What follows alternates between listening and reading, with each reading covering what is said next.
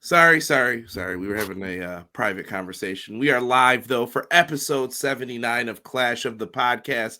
The voice is hoarse here on Everything Pro Wrestling, but you also have the great tones of Sean Hubbard of Hubbard Wrestling Weekly.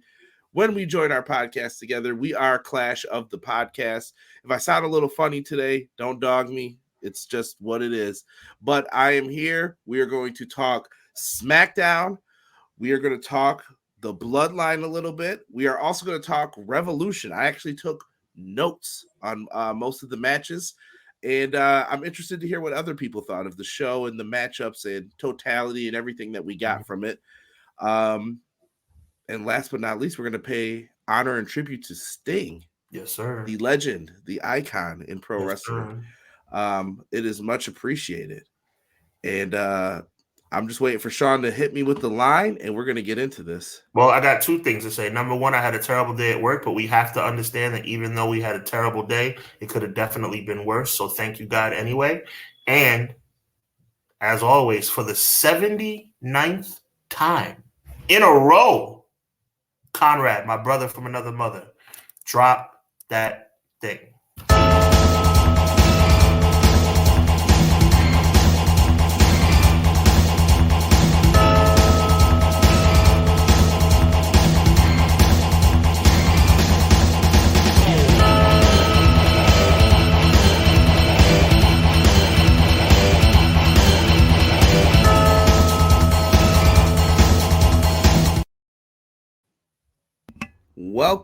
Welcome, everyone. Appreciate all of you guys who are up in here.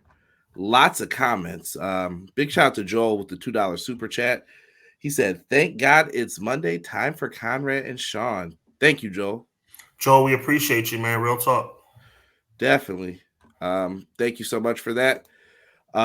Quills said, "What up, Conrad, Sean? Chat, your boy Sir Quills is back again to enjoy my two favorite bros, CJ and Hub, for episode 79, the Sting's last match edition of the best podcast in the game, Clash of the Podcast." Thank you. Quills giving his takes already of the show. Sounds like he enjoyed it a lot. Yeah. Hey, not bad. Guy Will Gamble said, "What's up, everybody? They did Naomi filthy on SmackDown." They did do Naomi filthy, but I will say this. Guy Will Gamble, we were talking on Instagram today and yesterday. What a fantastic time to be alive. I will see you in July for NCAA 2-5. Yes, sir. Excited for that game. Also coming out this week, WWE 2K24 for any of you wrestling video game fans out there. Well, that's what I'm going to be playing until July. Until July. That's what I'll be playing until then. Hey, them games are so expensive. That's how you got to play them now. Oh, Conrad, the first time I've ever dropped a bill on a game, I'm almost like disappointed in myself, man. Just be glad you didn't have an N64 back in the day, because that's how much they cost back then too, almost.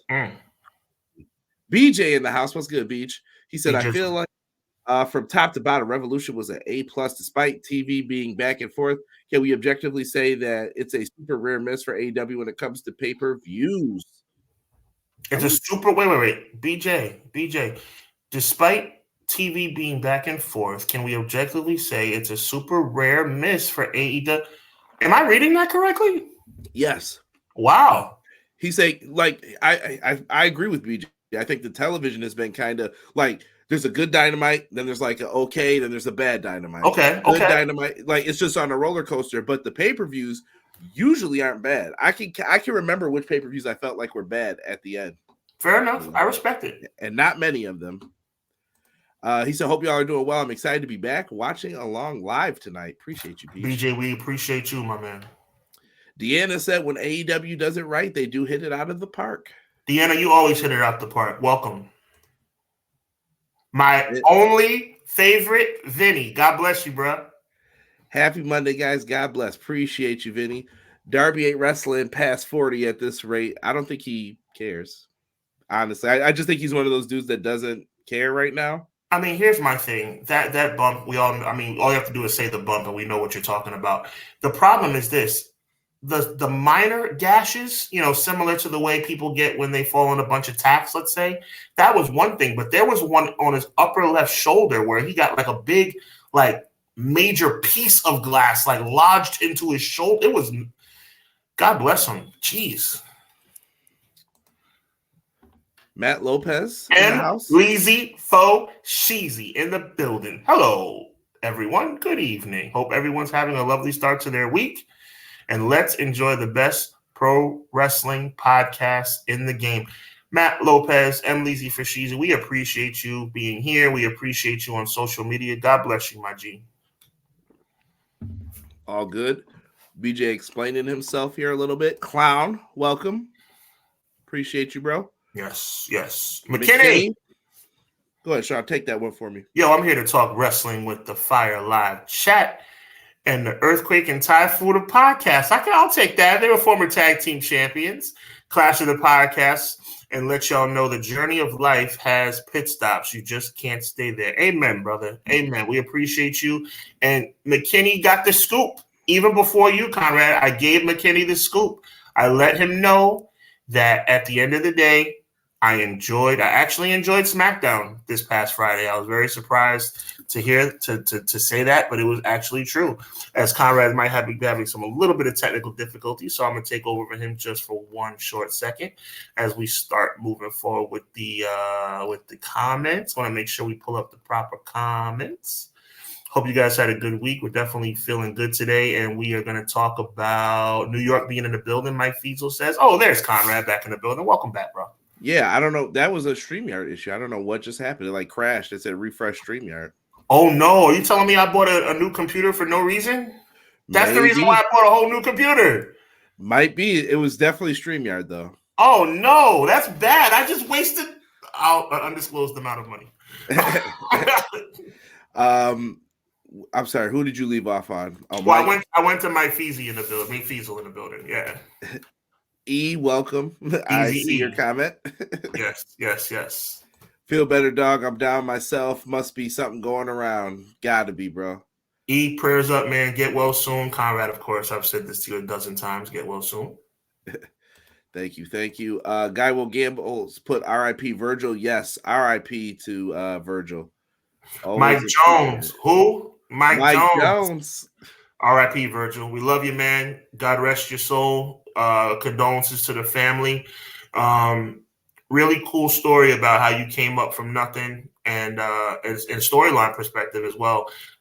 Went from the bodyguard to winning the $1 Million championship. It's a nice story, and gone way too soon. 61 is not old, but God bless.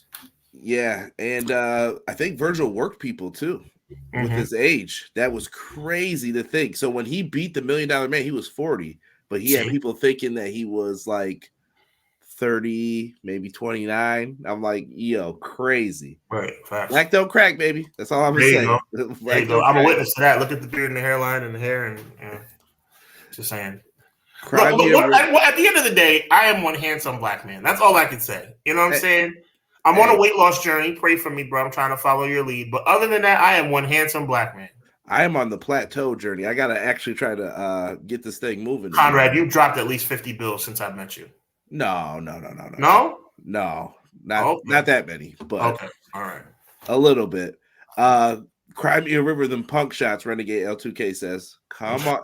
Punk was right, is what I learned from last night. Why are we using real glass? Why? I mean, let's be real. Darby Allin could have really hurt himself. Could have. I think he did. Yeah. He had to get his back stitched up. Ugh. The LeBron James 40K episode. I don't know. That's a lot of episodes right there. Maybe a totality. If you add both of ours up, we'll get Guy Will Gamble, Conrad, chat. Can I tell you how annoyed I am with basketball right now? What I mean by basketball commentary. Let me run this by you real fast. And chat, let me run this by you real fast. Last year, LeBron broke Kareem Abdul-Jabbar's record for points, right? Cool. So now he's like, everybody's saying, and the verbiage is what I want to talk about. The verbiage is LeBron James is the first person to score 40,000 points in the NBA. LeBron James is going to be the first person to score every point above Kareem Abdul-Jabbar in the NBA. Why are we continuing to celebrate every single time he does? He's going to be the first to score 41,000. He's going to be first to score 42,000. He's going to be first to score 43,000. Why? He's the all-time leading scorer. We don't have to do this anymore, right? Or am I bugging? I would assume so, but I guess they like those round numbers, maybe. I got nothing. No. I got nothing. I don't know how much longer he's going to want to play. I think he'll play until Bronny gets in there. But, yes, he will. let me go to Matt real quick. I think AEW needs to be on Max or put pay-per-views on Fight, even though I had little issues on Bleacher Report. I know many did. Oh, boy, did they. Yeah, I think Fight came through and saved the day again, and I think that if I'm Fight, I'm like, yo, give us this instead of Bleacher Report. What I'm saying is this, and I'm going to piggyback. I'm only taking Conrad's point and putting the extra light on it. What are we doing? Triller TV /Fight is number one when it comes to streaming in the United States combat sports for everything else. Why are we continuing to have this dance? Just put it on Triller. I have a reason. Okay. But it's political. Okay. Bleacher Report is owned by Warner Brothers Discovery. Uh-huh. So they want it, but that was an app that they were using for like soccer. It didn't really have much use before this. Right. AEW gets super popular now when it doesn't work. There you go. SpaghettiOs. Good point. And that's what happens. Quills, nice to know that you are still enjoying yourself at WrestleMania 3. I love that background though. Love it. I gotta switch it up though. 2 weeks in a row is enough. I gotta think of something else. Yeah, you got to go to a different WrestleMania. You got to be at a different location. Yep. John G in the house. Conrad and Sean. Respect, John. Appreciate John G. you. JG. I like JG better. JG is everybody gets a nickname. JG, welcome. Yes. Eric Douglas is in the house. Appreciate you, Eric. I'm just trying to see if there's anybody that we missed so far. I see people excited about 2K. Darby is climbing Mount Everest soon. Pray for that, man. Yeah. Matt says, thank you. God bless you, Sean and Conrad. Thank you, Matt. I appreciate you guys. Thank you. Smackdown love from Sean. Hey. It pained me to tell the truth, but I'm always going to keep it real. It was a good show. Sunny, they made a PSA in Phoenix using the Rock's promo, Just Say No. Wow, that's funny. That's funny. That's great. That's great. Pro Wrestling Shoot in the house. If you guys haven't, man, make sure you guys go check them out. I'm going to put their chat or their YouTube channel over here. You guys, they're going to be playing 2K24, I think possibly tonight or tomorrow. So make sure you check them out for their live streams and stuff like that regarding 2K. I'll be playing it also maybe tomorrow for a little bit. We'll see. I don't know if I'm going to stream right away, but let's see here. He loses on milestone nights, not the GOAT. I wouldn't say LeBron. Hey, I don't know, man. I've watched Jordan and him play. Jordan's the man still to me, but the greatest of all time, Michael Jordan. Nobody can tell me different. I don't care about that push off. He made the bucket. That's what matters. Yep. Jocelyn in the house. What's good, Jocelyn? Hi, Jocelyn. Deanna, not a fan of the basketball. Conrad is correct. Appreciate you, family. John G, I think we've caught up to everybody here. Let's get into some wrestling talk, man. Yes, let's do. It's been about 15 minutes. Let's talk SmackDown real quick. You want to start there? Let's talk about the show that I watched live from start to finish for the first time in about 6 to 8 months. Clap it up, folks. Clap it up. Yes. Now I'm not saying I will again, but I'm not gonna lie. I'm a little intrigued. This was Sean in SmackDown. I was a little intrigued. I feel you. You're right. I was a little. They reeled me in last week. They're gonna reel me in again this Friday. I'm not gonna lie to you. You want to know how I knew Rock was a heel finally this week? Who wears a shirt like that, doesn't button it up, but tucks it in? Oh, yeah. Automatic heel, bro. Classic scumbag. Classic scumbag. I love his promos now too. Finally, your lives have meaning now. Mm-hmm. Yeah. By the way, if you want sponsorship, if you want the label, we need a deal. We are open for business, though. Yes, we are. Please send us emails to our Gmails. You can get in our DMs as well. I'm always all ears. That's what she said. So what'd you think of this, though, Sean? On the real. Going back. On the real? Come on, man. On the real. Listen, I've been very transparent. I was transparent With my guy McKinney, I was transparent with Guy Will Gamble. I'm always transparent with you. It was a good show. I mean, the Rock promo was way better than the Utah promo. He did a much better job than he did in Utah. You got it, JG. At the end of the day, it was one of those things where it's like, okay, this was the way you were supposed to do it the first time. Maybe you were just trying to get your feet wet. It's been a long time. It was awesome. And let me tell you something else. The play on emotion with Roman Reigns not particularly being happy with Rock being there. I mean, even though that wasn't particularly the reason, but he wanted to leave. Paul Heyman let him know that Rock was coming out, so he couldn't leave. Roman Reigns asking Rock to acknowledge him. There's only one thing that annoyed me. All right? There's only one thing that annoyed me. This right here and the back and forth with the, I don't know if I'm putting my thumb out. I don't know if I'm doing this, that, and the third. It's a little annoying. Clearly something's going on there. I just don't get it. And maybe we'll get it later, but I just don't get it. Like, clearly he's doing it on purpose, because if he wasn't doing it on purpose, Conrad, he would have changed it from last week, because when he did it last week, or 2 weeks ago, I should say, and the whole world talked about it, he would have changed it. He would have remembered to just leave his thumb in, right? Pause. But at the end of the day, he did it again. So I don't know. There's some symbolism there. It's a little annoying though, but it might not be annoying once we figure out why. Can you see the screen, Sean? Yes. Look at Paul Heyman. Look at where he is looking. He looks like he's looking at The Rock. The disgust is already right there. Yeah, I agree. And when you look, this is going to play out masterfully, because make sure you tune in April 4th, Hubbard Wrestling Weekly, with myself and Conrad. Surprise guest, Crystal. So many people are going to be on the show, where I give you my official results or official predictions for the show, both shows. But I'm telling you right now who I know. You all know who I think is going to win night one, right? Because obviously Seth and Cody are going to accept the challenge. I believe, I'll save it. One team is definitely, I think it's not even a question who's going to win. And I think it's going to set the stage for night two, which is going to be pretty epic. I think WWE, let's just put it this way, bro. I'm going to pass it back to you. WWE, for the first time this past Friday, and probably continuing into this Friday, has me believing for the first time that they may have figured out a way to save this cluster, from what it was. Maybe. Right. I'm just saying, I'm not there yet, but for the first time, I'm like, they might have been able, but I will say this, the Rock promo on social media definitely helped. Yes, I think that 21-minute promo was great. Mm-hmm. It set up Dave LaGreca. I think it helped get Busted Open more viewers. I think that The Rock telling his side of it makes sense.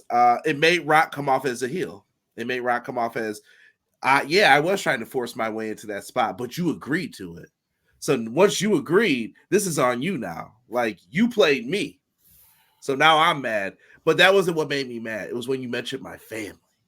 And that's what this Bloodline thing is all about. But see, this is what makes me angry. This is what makes me angry. The fact that I'm actually defending WWE for the first time in a year. Because big ups to WWE for piecing together clips of things that would have never had any meaning and making it mean something. The Rock hugging Cody backstage at Las Vegas, where The Rock was able to manipulate that into saying that he could have told Rock how he felt before he went out on stage, but he didn't take the opportunity to do so. Basically saying that Cody's fugazi, that Cody should have looked back and given him a let's go get him Rock instead of looking at him like he was all upset. They have taken this ugly piece of clay, remolded it, and actually, for the first time, it's starting to make sense. It's starting to come together. I can't believe it. It's starting to come together. And it's coming together, Conrad, to the point, chat, where we might get Roman Reigns. Probably will get Roman Reigns because there's no way they're not going to accept the challenge. We're going to get Roman Reigns, Cody Rhodes, and Seth Rollins both nights. You talk about making chicken salad out of chicken, you know what? Oh, boy. I'm telling you, they did it. They did it. They found a way. It took them weeks to give us the explanation. Mm-hmm.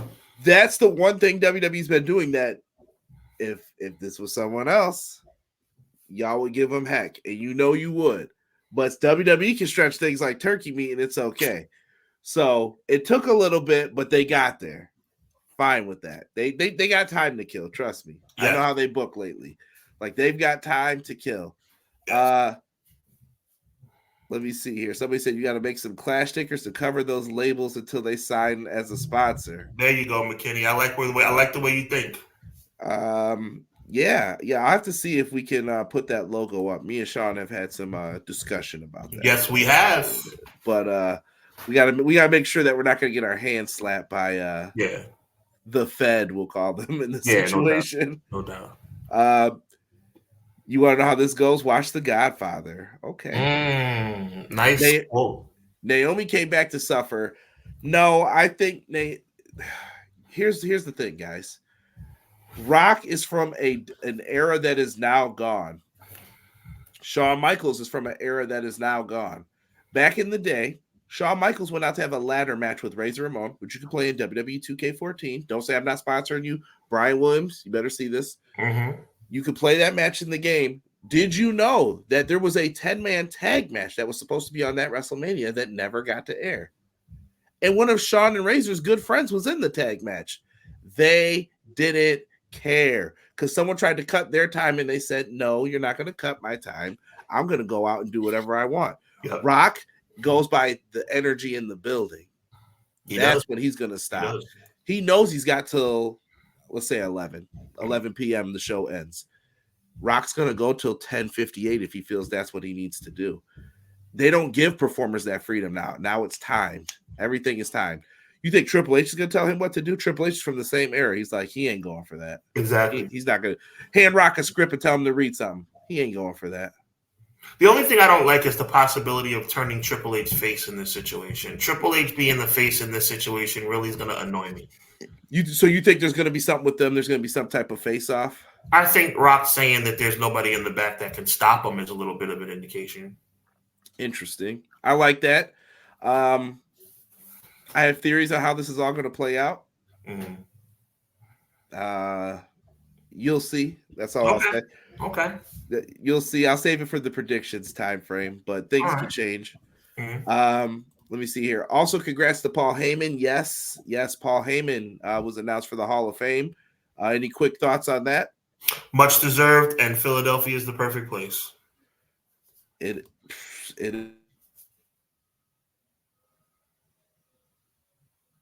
So we got a little breakdown. So let's do McKinney's comment, guys.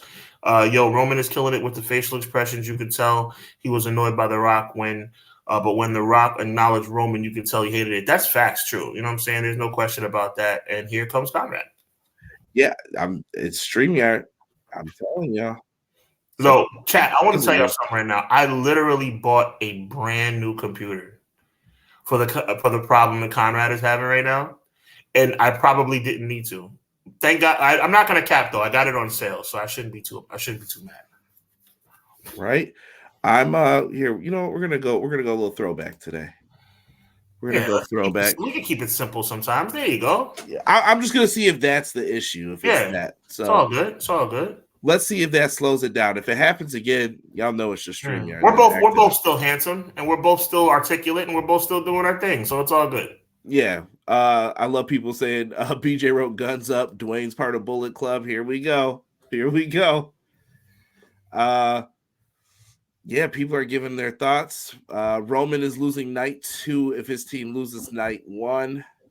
People are giving congrats to Heyman. Little sneak peek, Vinny, of my thought process. Reverse that.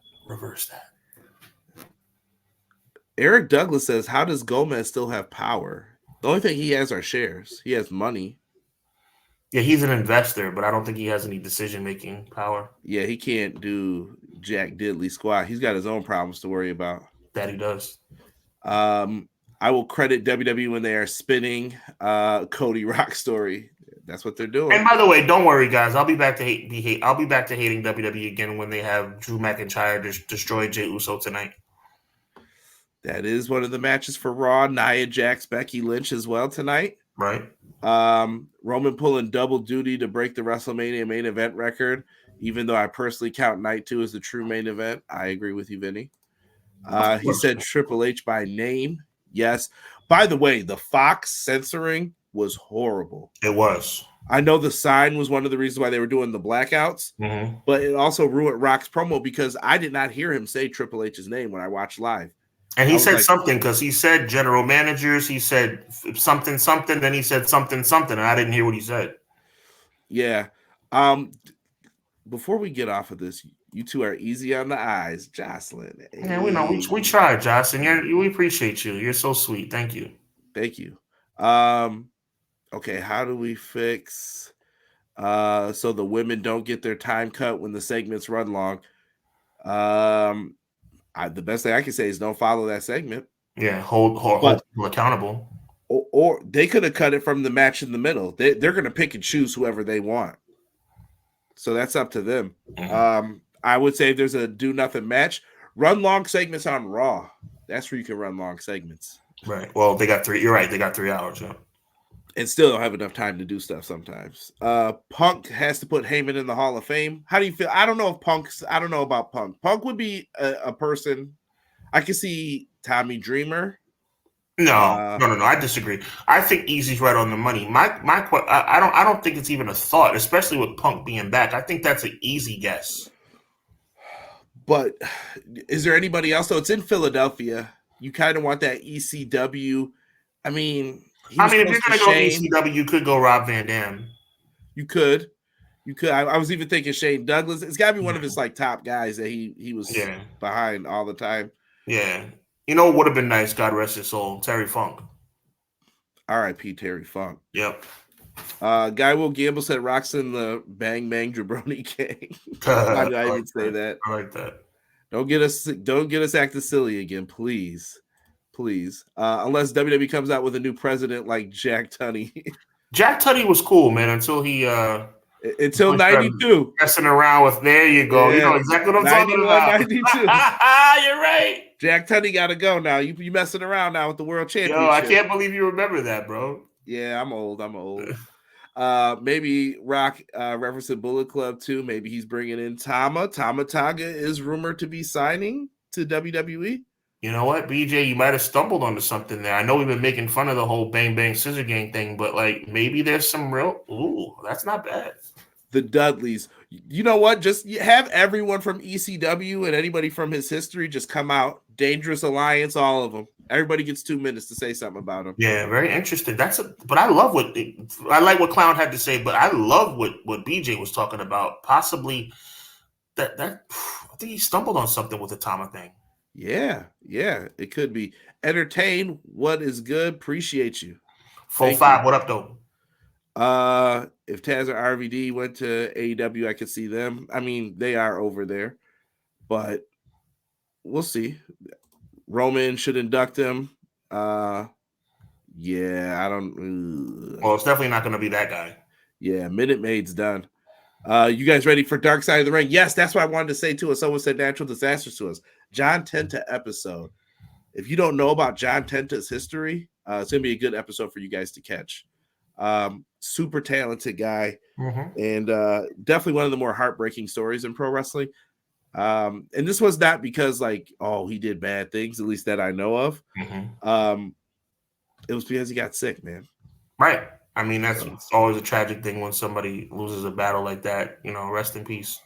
Doug, don't apologize. You're here. Jump in the conversation. Let's move on here. Let's talk AEW Revolution. Big shout out to Fight. Fight was able to secure it when Bleacher Report had many of issues with the show. I know that they have we got some TNA shows coming up from them. Lots of independent pro wrestling. If you're into boxing, MMA, any combat sports, check out Triller TV. Good for them on picking up on that. Let's talk, man. They had a wild card here for us. This is the main card. The pre-show, I don't know how deep you want to get into these, Sean, but I did write down everything, and I kind of want to know what everyone thought of the show overall when we get to the end. But yeah, 12-person tag, this was thrown together, hot mess. I'm gonna say something that might be controversial. You like Jeff Jarrett? I respect Jeff Jarrett. I don't like Jeff Jarrett. It's my world. Look, he's Mr. TNA, so showing that man some respect. When they were out there doing the strut, I did laugh when everyone did that. I was like, they made that match work for what they had. Yeah, but listen, Conrad, Chad, I'm about to say something real controversial. It's one sentence. The Bang Bang Scissor Gang is corny. It's a setup. It's a setup to a storyline. Because the Acclaimed is not really moving me anymore. I think it works for this reason alone. They're going to unify those belts. As they should. And I think they're waiting to have the Acclaim bounce back. Like they're having them do the bad raps on purpose. Now, I hope people have realized this. Mm-hmm. The raps are bad on purpose because Jay White's messing up the flow. He's grabbing him when he's trying to rap. Okay. It's not working. They've been crashing into each other in all the matches. Have you noticed? A tag's off. Something's missing. They'll get on the defense and they're like, what's going on right now? And then someone will put it together and figure out a way to do it. But that is the key here. Bang Bang Scissor Gang obviously did not lose this. The storyline is still building. I'm more curious if they pulled this off at Supercard of Honor or if they're going to wait until Double or Nothing or the Dynasty show. Or Dynasty, right? Could be either one, but definitely interested. But they got the W here. My world. Joel said Triller TV. Yes, Triller to Fight was the previous name, but it is now Triller if you download it on the app. Jay White's promo was good. It's just a vehicle to get Billy Gunn with his sons for a bit. I don't even think it's for that. I agree. The Acclaimed is overrated. Ooh. Tag team action. Last match on 0 Hour, they had Chris Statlander, Willow Nightingale versus Julia Hart, the TBS champion, and Sky Blue. I enjoyed this match. I like this match a lot, actually. I enjoyed 3 out of the 4 people. Who's the one? Chris Statlander is whack, bro. I'm telling you right now, Chris Statlander is whack. It still makes me mad that they had her beat Jade. She is so vanilla, and obviously I don't mean that in any kind of color tone way. Vanilla as in like her mannerisms, like it's so corny, bro. I'm not feeling her at all. But I love Willow, I love Julia, and I love Blue. This was an interesting match. So I thought that it was another fine showcase for the women's division. They are getting more time on television. I'm tired of people saying they don't get enough time. That more time has been given. Some people have rose to the top. Other people have shown like, yeah, don't put them back on. Yeah. Maybe they work backstage and they gotta stay back there for now or see what's going on with them. But I think they're evaluating on the roster where you are and where you belong in the ranks. And I don't mean that in their ranking system. I mean, what division are you in? What do you do? The storyline with Stokely, I don't know if this has an ending to it. It feels kind of weird. Like Stokely's just been tagging along for the comedic portions of it. Yeah, the managerial combination is makes no sense at all unless they're building to something different. He's been trying to fit in, but at the end of the day, he's really a heel manager, is what it comes off as to me. Like right. We don't want to cheat that he's pulling chains out of his pockets still. Right. Chris definitely feels stale. Sean is right. Man. A lot of people. Statlander, she's not it, bro. She's extremely talented. She's extremely talented in the ring, but her character is it's lame. It's lame. I just can't wrap my head around it at this point. It's one of those things where, what's up, guys? It's just me right now. Conrad will be back. It's a situation where I look at it kind of like Chris Statlander beating Jay just never made any sense to me. You know what I'm trying to say? So it's one of those things I just say, listen, You got to do something with her, change her up a little bit, because this whole like, intergalactic whatever she's doing, it's just kind of like blah, Well, she stopped doing that. She's kind of the what's her more than a woman now. They tried to, but she's not. It's gonna be tough, man. Maybe that's why I'm wondering if the Stokely thing is to change that up. Maybe I feel like one of those two are going to turn on each other, and I feel like Willow is not the person who needs to turn. Willow definitely needs to turn. I love Willow, but seeing Willow as a bad guy would be amazing for me. Oh, Willow is. Listen, let me tell you something, because I know you guys always throw Sean's bugging out again. Willow, her attractiveness to me counts, because it's a multitude of things.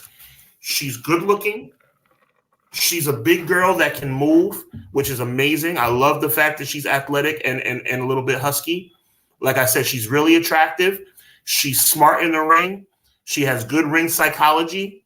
You give her some attitude, that's a TBS champion, in my opinion. And when you match her up, give me an angry Willow Nightingale against Julia Hart, who's over like Rover right now. We all got to admit the truth. The AEW women's division is the best women's division in pro wrestling. Ooh, I think you can make arguments for all sides right now, but AEW is getting up there. I'll say they're the most improved division out of all of them. Well, I mean, I know what you're talking about. Even though we're not big fans, we got to respect people like Charlotte Flair. Obviously, you got Becky Lynch, Bianca Belair. I think is the best pure athlete. Bayley's amazing. Jade is amazing. But you know something? When you go down the tiers of the AEW women's locker room, Julia Hart, Blue, whatever her name is, Blue, the one we were just talking about, Sky Blue, Willow Nightingale. If Britt Baker can get healthy, I mean, if Jamie Hayter can get healthy, and with the impending debut of Sasha Banks, aka Mercedes Moné, I mean, AEW's killing it right now, killing it. And by the way, we were talking earlier about Naomi. Naomi should have went to AEW.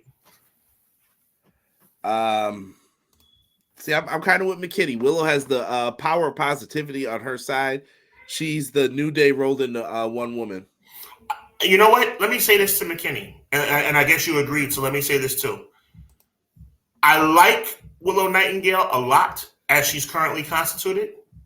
You give her some sauce, I like her even more.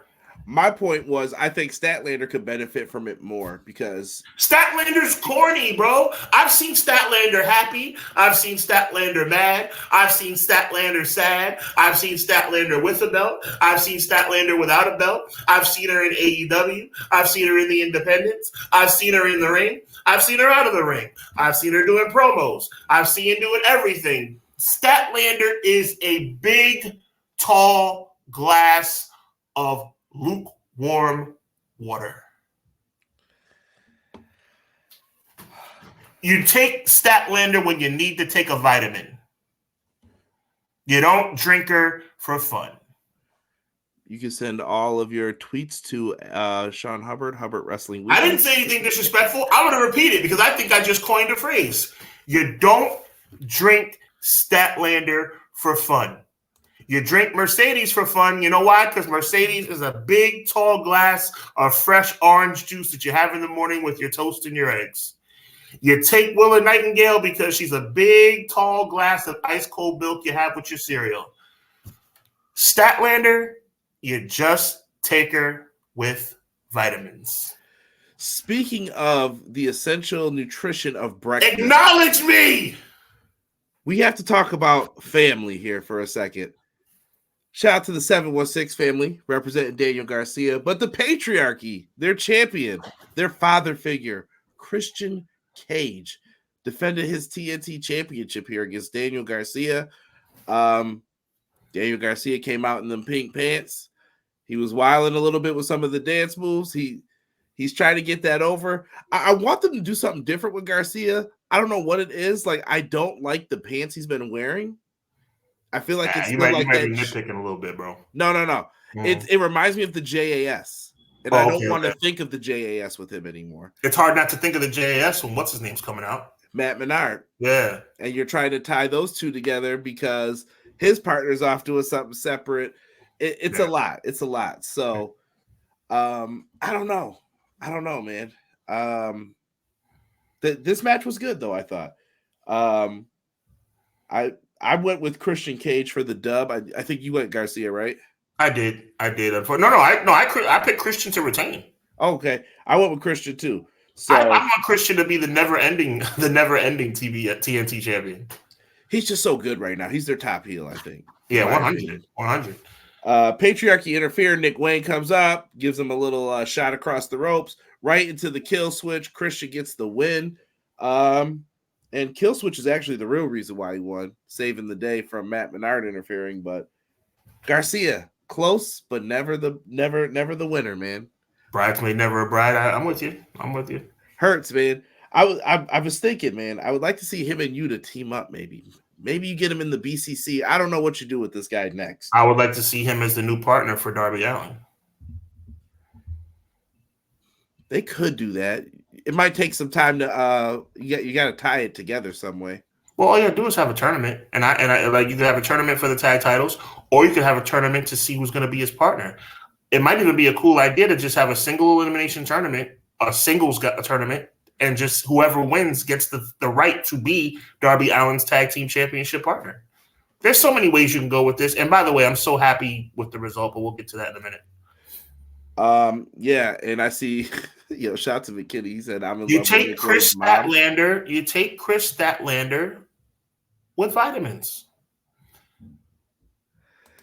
Everyone's feeling Hub on this one. I'm just saying, bro. Like you know when you take Naomi, because you have a taste for chocolate milk. You know when you take Charlotte Flair. Charlotte Flair is not great to the eye as far as like what I like in a wrestler because she's annoying, but you know what? She has her purpose. So you know what I equate Charlotte Flair for? Charlotte Flair is a nice tall bottle of Gatorade. It's good for you. You may not like it all the time, but it's good for you. Chris Statlander, you just take her with vitamins.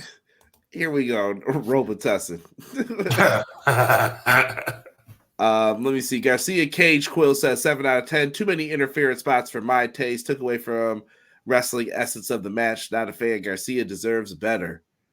He'll get there. I think Garcia's young. They got time to push those guys. I picked Garcia, but the pink shiny pants, bro. Got to go back to the black trunks and the towel and let Daniel Bryan tell him he's a wrestler. Hey. That's what it is. Yes, and we'll get into that momentarily, Matt. I saw your comment.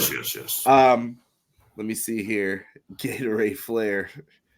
So, Sean, who would you watch in the ring then? Chris or the Garcia twins? So, Chris Statlander or the Bella twins? Jocelyn's asking. Well, there's a little continuation of me and Jocelyn. We were kind of going back and forth for a short time on Twitter. And that's a great question, Jocelyn. You put me on the spot. I would take Chris Statlander over the Garcia twins. 100%. Statlander may be a tall glass of water just for vitamins, but the Garcia twins are just a big bowl of air. Like, I mean, I the Garcia twins, aka the Bella twins, in case people haven't picked up on that, they were so overrated. And the fact that they're in the Hall of Fame is sickening. They are in the Hall of Fame. That is ridiculous. So yes, I would pick Chris Statlander over the Garcia twins. Hubs, where did you come up with these analogies, bro? Quilly, you haven't figured it out yet. I am out of my mind, bro, in the best possible way. You didn't know that?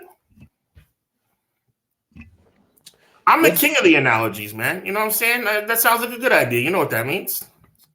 He said equate them to cereal. Equate them to cereal. Well, that would mean that, you know what? Chris Statlander is Wheaties. I like Wheaties. Yeah, you like Wheaties, but you don't like them as much as Cinnamon Toast Crunch. Nah, that's the best. See, I'm preaching to you now. You see what I'm doing right now? I'm putting you on. You know what I'm saying? Yo, who asked me that question? I got Rob. You, bro. I got you, Rob. You know what I'm saying? Bailey equals Cinnamon Toast Crunch. I got you. You know what I'm saying? We're having fun. I got you. Mike, I see you too, Mike. Mike and Rob, I see y'all. Bugging in the chat. Bugging. All right, Rob, I see you with the Frosted Flakes. I like it. Continental Crowd Championship. Eddie Kingston, Right. Bryan Danielson. This was a battle of respect. Sean, what'd you think of this match? Easy E, I see you. Special K, I see you, bro. I was wrong about this, and I'm so happy I was. What a magnificent match. I thought that they would give the dub to Bryan Danielson, excuse me, but Eddie Kingston came out, and that's casting no dispersions upon Eddie Kingston. I think he's great. I just thought from a storyline perspective, they might go the other way. Rob, I see you, bro. I see you. But Vinny's now go you're talking Vinny. That's why you're my favorite Vinny. I feel you on that, brother. But yeah, this is out of control. I love it. But yes, what a magnificent victory for Eddie Kingston. I don't know where we go from here, though. I think that's his biggest victory to date, obviously. I loved it. I'm so happy to have been wrong on this one. Eddie Kingston deserved this, man. This was a big time moment for Kingston, just to get put on, to do what he had to do. And like I said, it was all about respect. There were a couple moments where Danielson definitely had me like, oh man, I'm about to be wrong about this. And he did good. I think Danielson's just happy to wrestle who he wants to wrestle and do what he wants to do. Yes. The freedom that he's experiencing in AEW is nothing like he had in WWE. And I'm sure, and he's so grateful for that. It just, you can see how much fun he's having. Did you see the aftermatch promo? The aftermatch promo? No.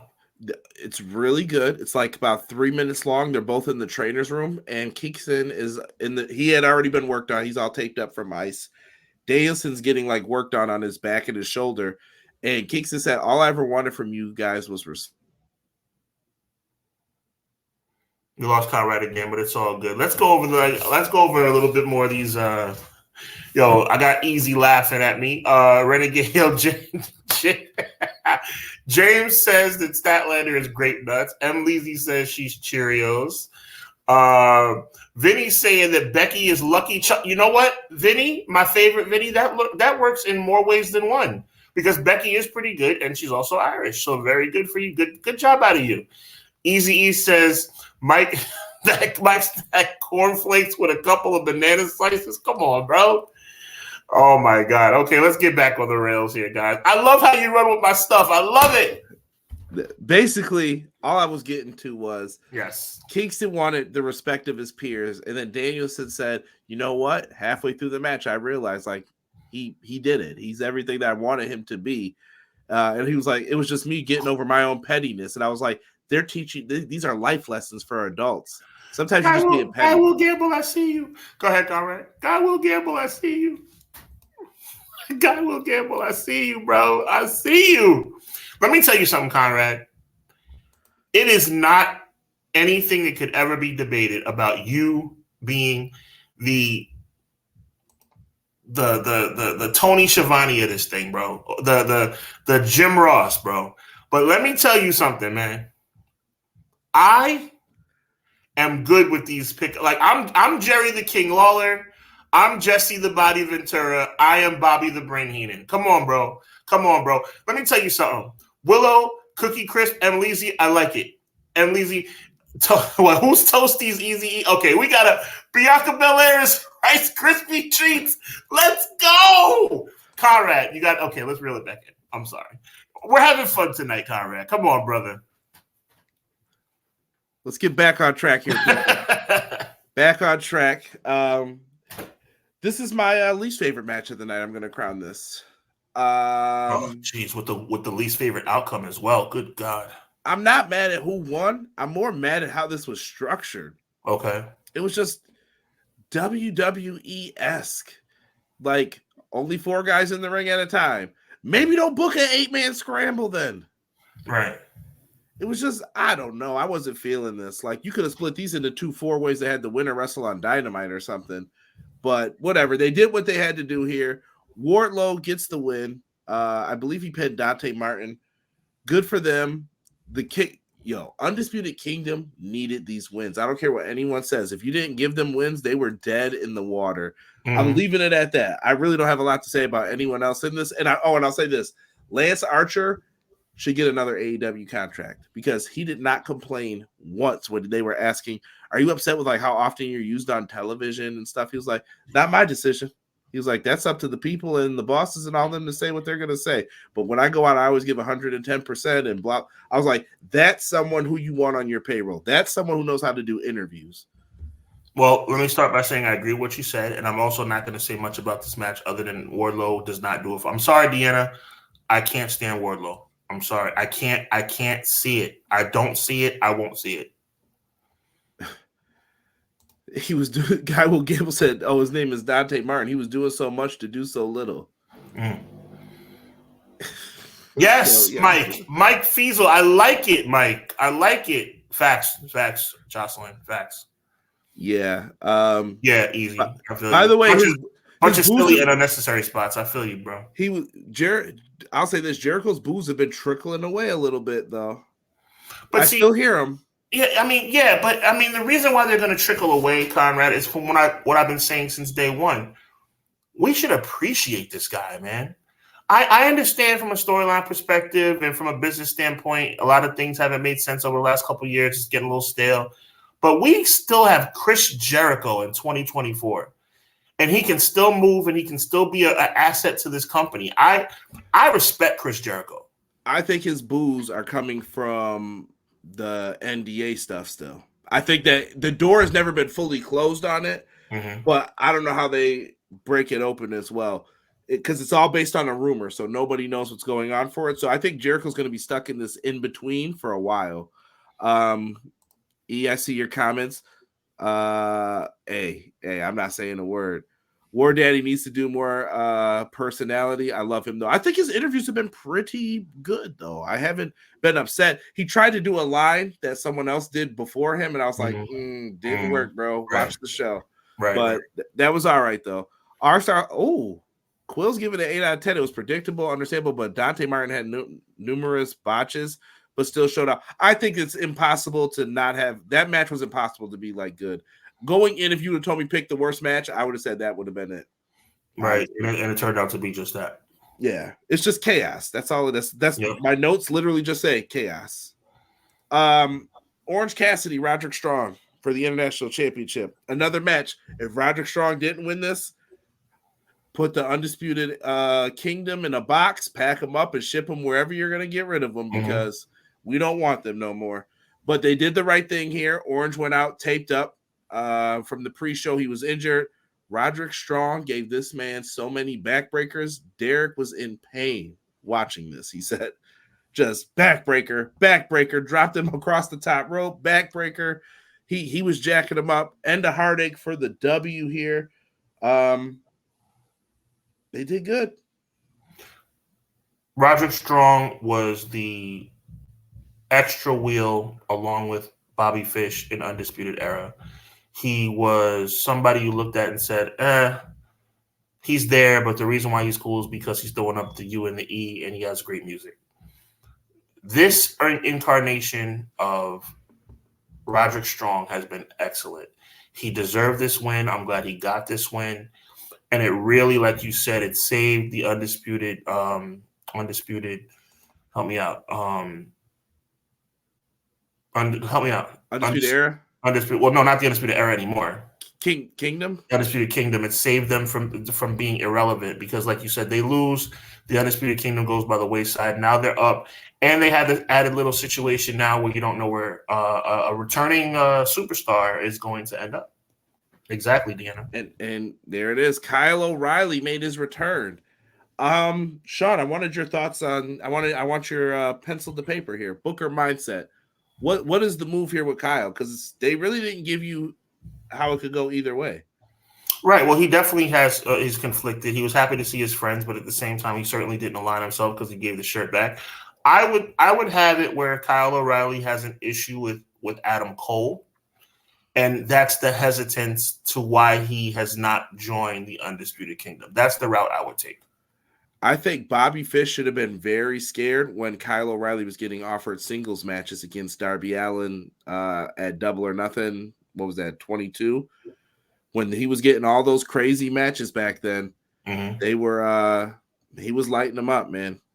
He was lighting them up. He wrestled Jungle Boy. He showed that he could be in singles without it. Matt Lopez, the ROH aficionado of the chat, he said he's happy Kyle is back. Yeah, we all are, bro. We all are. I saw you, Mike Fiesel. I saw you.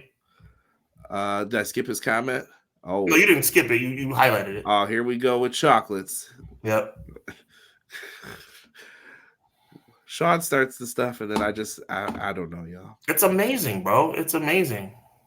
Cassidy got packed up. I think Orange Cassidy is not bad. I don't want people to think that. I was just over this title reign because it felt like once we got rid of it, we got it right back. It's like a bad cold. You know what I mean? Like, I got rid of it. We're done. Cool. We can move past this. I'm back. A bad cold is a bad analogy, bro, because you're saying that you weren't enjoying it. I enjoyed the first run. Well, you never enjoy a cold, so you need to change your analogy. Jeez Louise, people. I don't. What's it's like having 10 bars of chocolate.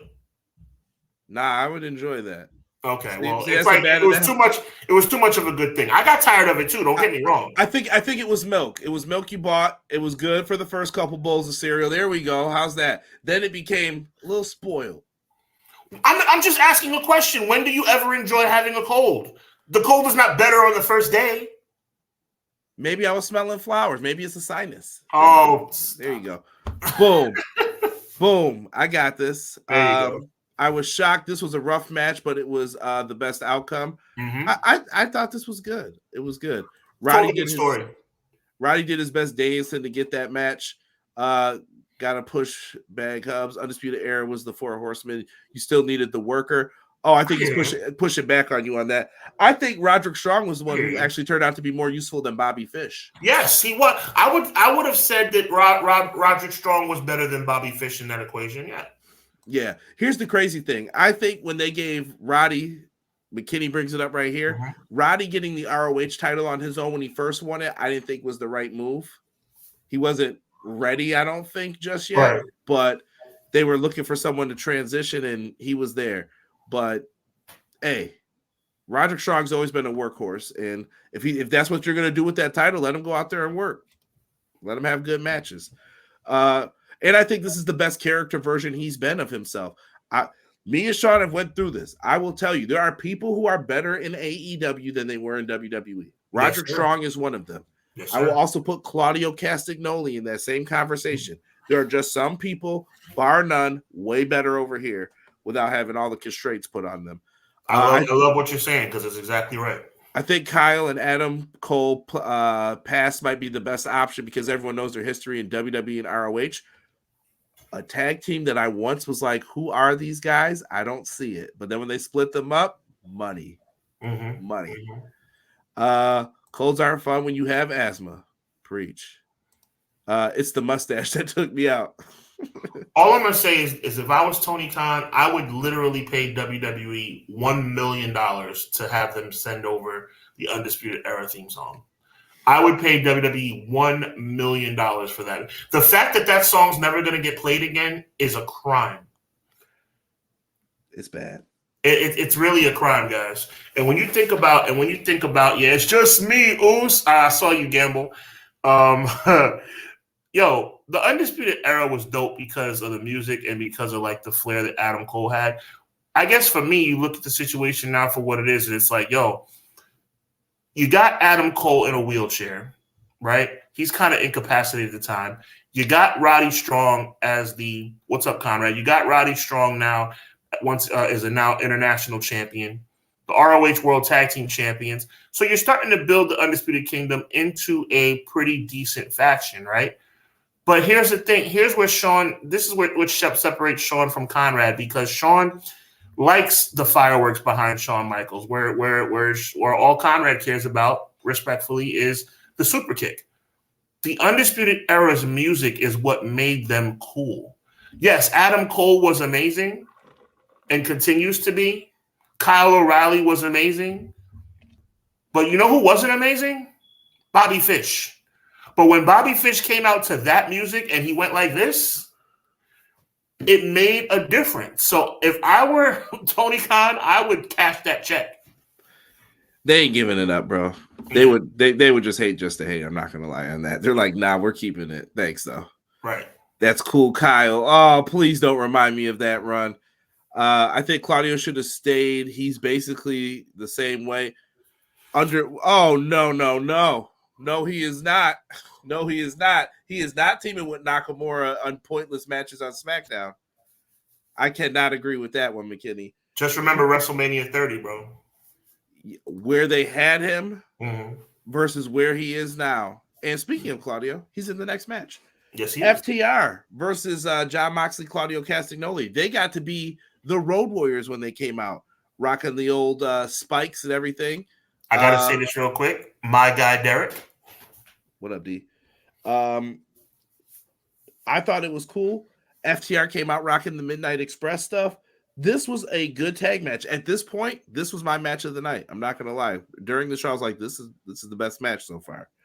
Thank you, All Elite Wrestling, for making a non-title tag match actually mean something.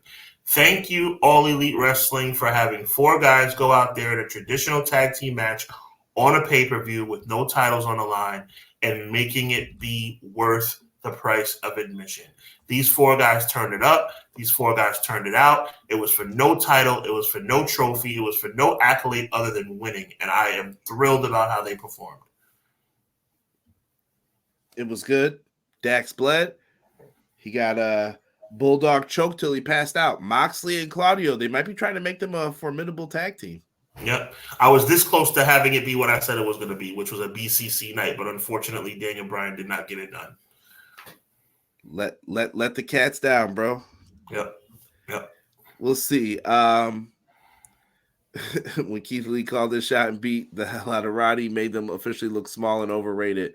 Keith Lee's a big man. That's true. Keith Lee's a big man. He can't go for that. But I thought it was a good match. And like I said, I'm standing on that. I still think Claudio is much better over here. He got to do a Doomsday Device European uppercut off the top rope. It just looks better. He feels cooler. He got to be the world champion of Ring of Honor. I know that may not mean as much as to other people, but I think that's a bigger deal than, here, bro, take the tag titles with somebody again.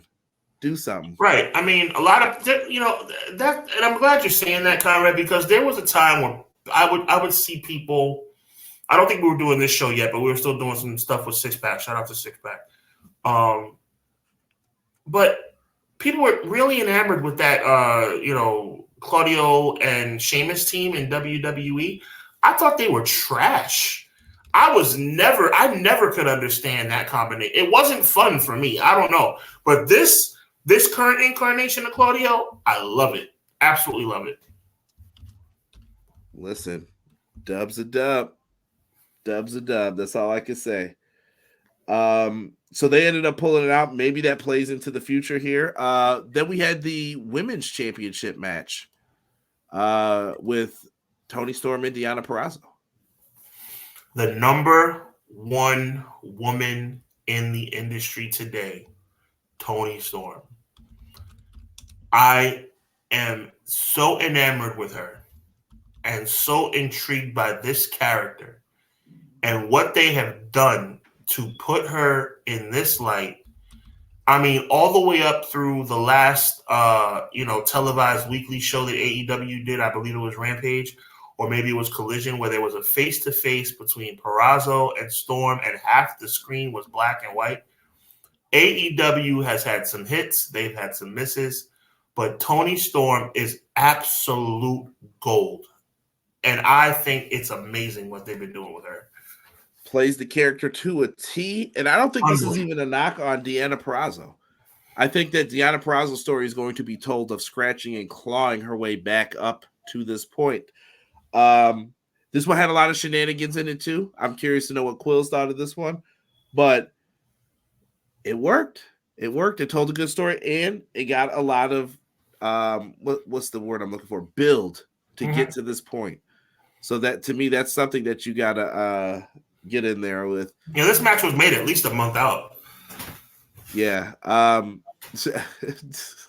He said Claudio and WWE was straight blue balls. They don't know what to do with him and didn't trust him with the world title. Emily Z says this is a good women's championship match. I love the Mariah May cosplay as the old Tony Storm. Fantastic. I was actually confused at first. It was really good.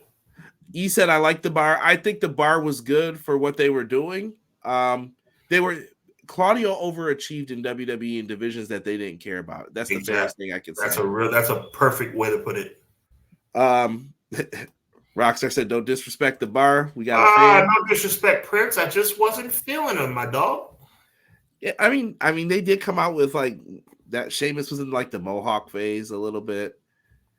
By the way, I'm not a big fan of Sheamus either.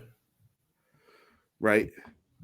I feel bad. Where is Sheamus now? What's he doing? He's, I guess, off. I mean, they're talking about him might be inserted into the Intercontinental ladder match, maybe. I don't know. Hold on here. McKinney said Tony Storm chef's kiss on the character and that sweet cheek music. Oh boy. Yes, sir, McKinney. Yowza. AEW doesn't need you to go after WWE production. They can do their own thing with lighting and black and white filters. That's true. 100. Great way to put it, CJ. He's on the shelf. He's still injured. That sucks. Yeah, we don't want, as much as he's annoying to me, I don't want him to be injured. All right, Sean. This is going to be Sean's glory moment here for a second. So, yes. This possibly might be my match of the year right now. I'm just saying. I know I said the story didn't make sense, and I'm still standing on that. But I knew the match would work because it's. Go ahead, give him the name you gave him. The best wrestler alive today, the best wrestler in the world, Will Ospreay and Takashita went out there and they tore the house down. It was Takashita. They tore the house down. And it's just like Will Ospreay just does not miss, bro. He does not miss. Match of the night, hands down, outside of what's coming up a little bit later. To this point in the evening, I'll put it that way. To this point in the evening, this was the match of the night. It was pure. It was wrestling. It was everything that made me fall in love with this industry. And Will Ospreay continues to show me and show the world why he is the absolute best practitioner of professional wrestling in the world today. Bro, the finishing sequence to this match, I don't know if y'all know this. It was a Tiger Driver 91 and then a hidden blade. Tiger Driver 91 is like banned, bro. Like, do not do this move unless you know what you're doing. Kenny Omega, like, dropped Will Ospreay. Like, it looked bad. I was there at Forbidden Door when he did it. I was like, yeah, don't do that, bro. Yeah. He did it in here. The hidden blade looks vicious when he hits that. It was just game over, man. Game over. The brain buster on the turnbuckle pad, and Will got like the brush burn on his back. Yeah, but see stuff like that. I don't like that. That's an injury waiting to happen. Yeah, I think they're gonna be like, yeah, don't do that again. Yeah, don't do that no more, bro. Because what's it gonna? I mean, it's gonna cost you 6 months for what? Like, there's certain calculated, like the Darby spot. I don't know if it's tough. We'll get into that. But right now, match of the year, yay, nay? Yes. I mean, it's definitely in the conversation. Those guys tore the house down. Not a lot of bells and whistles. They just tore the house down, and that's exactly what you expect when Will Ospreay gets into the ring. Like I said it before, say it again. The best wrestler alive today, any promotion, anywhere in the world, hands down, Will Ospreay is the man. Yes. Guy will give. I've actually been watching a lot of like shoot interviews talking about Power and Glory for like the past couple days. Oddly enough, like just small little clips, and it was funny you just brought that up about Hercules Hernandez. McKinney says that this was his match of the night, but I'm telling you, I'd use Ospreay like Roman Reigns as an attraction. Don't give this dude out every night because it'll get old, and his big match ops are few. I think you're on the right track, McKinney. I don't like the fact that he's coming right back on Wednesday. That's a little bit too fast for me. He might not, actually, according to Tony Khan. Okay. He said he needs to have a doctor's opinion first before he lets him go back out there. Okay. Because of the back stuff, I guess. Right. So, but he said he wants to be on every show all the time. I think he's gonna have to change his style up for TV. Isn't it wonderful? A professional wrestler that's top tier who wants to actually wrestle every week. Interesting. Come on, bruv. That was Derek's comment. No, I'm just saying, like it's. I mean, imagine that a guy who's a top 10 talent in the world. I say number one, but everybody would agree a top 10 talent in the world that has a television contract or a pro wrestling contract that actually says, "Hey, how about I actually wrestle, and how about I actually come out on TV every week because that's what I'm paid to do." Again, interesting. I mean, not that there's anybody who doesn't do that, like a world champion that's been champion for 1,200 days and only defended the title 54 times. But I digress. Sir Quills, 10 out of 10, hands down match of the night, point blank, period. The art of professional wrestling was fully on display and developed in this match. It was great. Will Gargano with his overbooked finishes. Ospreay even said last night he's still learning American TV wrestling. Yeah. Mm-hmm. Yeah, he's showing them though. He's like I said. If I were handling Will Ospreay, I would say, Will Ospreay, turn it out at pay-per-views, take it easy during the week. Like, wrestle, but we're not doing anything crazy during free television. But turn it out. If you feel like you'd be shortchanging your fans by taking it easy on the pay-per-views, I respect that. Turn it out at pay-per-views. But you can't be doing that every single week. Right. Let's get into the triple threat match.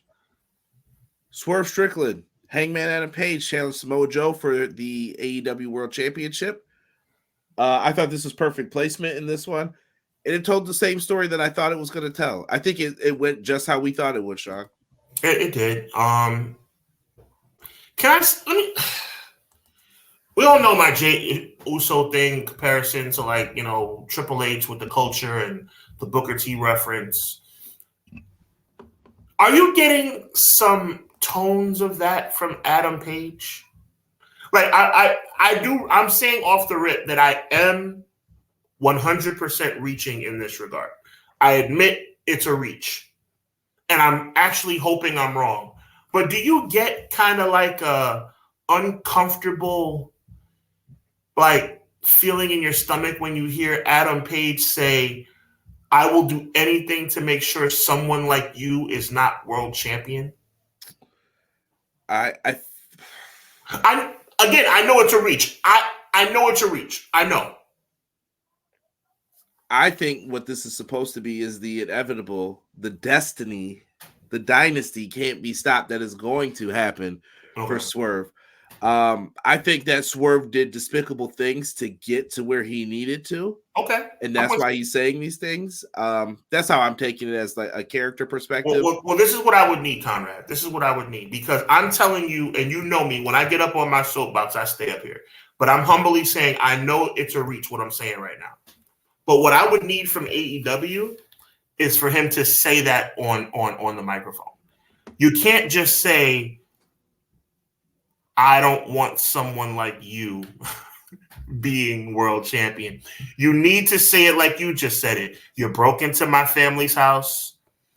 You stood over my baby. You disrespected my family. Go there, because if you don't go there, it just leaves that little window open for what does he mean by that? Especially if you're new to the storyline or you're not familiar with what's been going on. But he has been saying it. I think this is Bret Austin, the double switch. But you can't use that verbiage, Conrad. And you're a smart, educated guy. Absolutely. You can't use that verbiage. You can't have a Caucasian guy saying to a black guy, "I don't want somebody that looks like," oh no, he didn't say looks. Let me take that. He didn't say that. "I don't want somebody like you being world champ." You gotta clarify. Tell me you don't want him to be because he you gotta break it down. Can I equate this to another storyline that I felt was the same way? Sure. But I think it got passed by because people don't think that of Danielson. I feel it's the same with this. Danielson and Kofi Kingston. People like you don't get to beat people like me. It was the same story they told before, but if you put those undertones to it, you got behind Kofi a little bit like, no, people like him deserve to be the champion. Really good. And I didn't even. Ooh, that's true. He did kind of dog him out. That's true. And I said, wow, they're really playing into this a little bit with the. It's not as bad as how Triple H and them used to do in 03. I think wrestling companies have gotten. The Triple H Booker T thing was crazy. And I'm using this air quotes because I can't think of a better word. They've gotten classier, we'll say, in trying to do it. But now they're sneakily trying to incorporate it in. But you have to incorporate it in.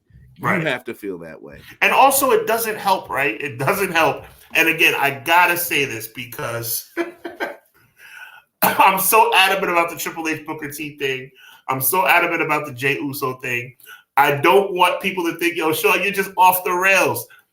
I'm sure that's not what it is, right? I'm sure that, thank you, Easy. I'm sure that's not what it is. But, McKinney, I thank you guys. I thought I was bugging out. You know what I'm saying? I wasn't sure. But all I'm saying is just don't leave that door open. You know what I mean?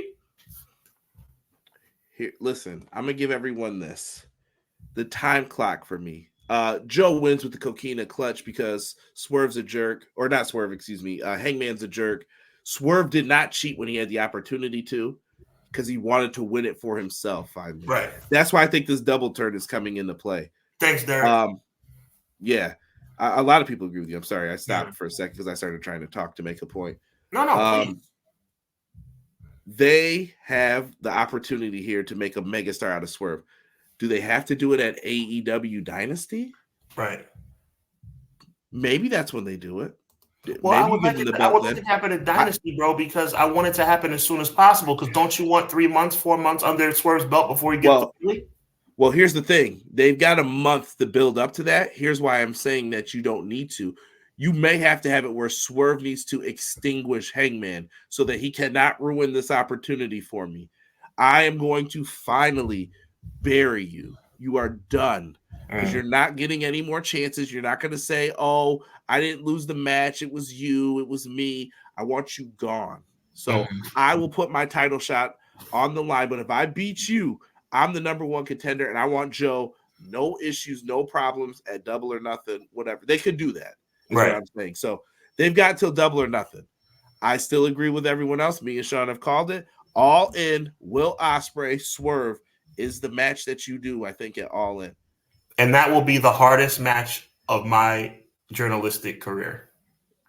Right? Shout out to Mountie in the chat, too. Mountie in the building. What's up, brother?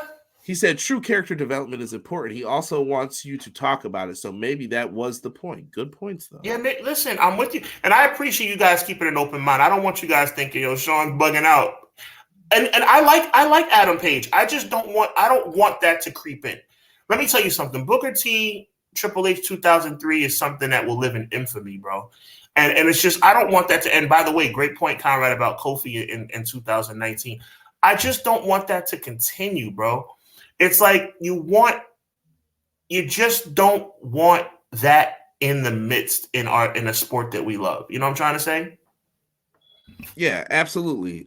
People are bringing up that, Kofi was later fed to Brock. Yeah, that was definitely disappointing. But I think Swerve is going to get treated with respect. I'm not saying Swerve's going to be champ for the year, but what I'm saying is Swerve's going to get that title. I'm telling you guys. Right. Swerve has put in too much work.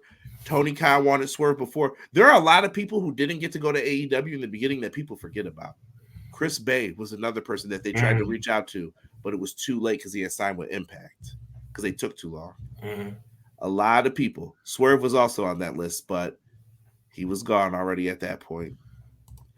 One more quick point about Booker and Triple H 03 to show you guys how far off this is from the type of situation I'm talking about. See, to me, this situation with Page and Swerve is more like, and chat, agree with me or disagree with me. This is more of a situation like Tony Khan just needs to pay closer attention. That's all. Like Tony Khan needs to just say, ooh, okay, maybe I need to tweak that just a little bit to make sure that nobody gets the wrong idea. He might have to tell people to watch their verbiage because remember, they don't script their promos like that. It's the 3 points, you talk, fill in the rest. Aha. Okay. So maybe it's just, hey, the way that came across, listen back to this. Yeah. It didn't come off as good. Yeah. But if everybody's not making an uproar about it, they don't know. Right. And that's the reason why I led with the fact that I'm probably reaching here, because I'm sure that's not the case. Even if I was Adam Page, I would say, ooh, that didn't sound. I wasn't trying to project that point. I'm trying to tell people that I don't want the guy that broke into my house and stood over my baby to be world champion. Right. Right.